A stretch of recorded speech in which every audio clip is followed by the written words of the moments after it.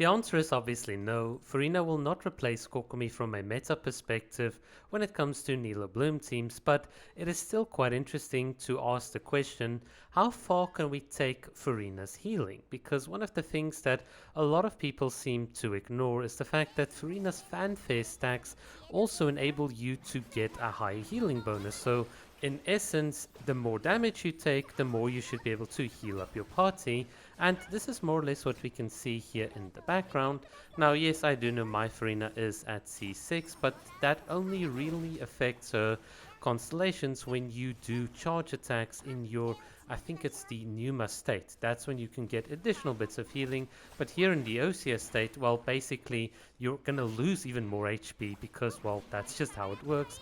But what I've done here in the background is effectively use the fanfare stacks not to gain damage bonus, but to just keep the team alive because the damage is there. And obviously, since we're playing with a C6 spike team, Nahida herself gains an enormous amount of damage for her Trikarma Oblivion, and obviously Nilou with her attacks.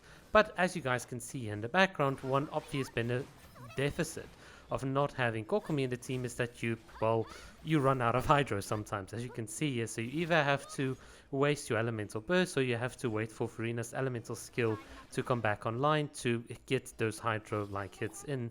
But in any case, it really doesn't matter. As you can see here, it's incredibly comfy, because what I really want to show is the healing. How does the healing and the sustain from Furina actually stack up? So the one example obviously showcased with Kirara, which is one way you can do it. You can also do this with Kola, and as you can see, I obviously had to go through the first floor, but my health is pretty comfy for a team like this.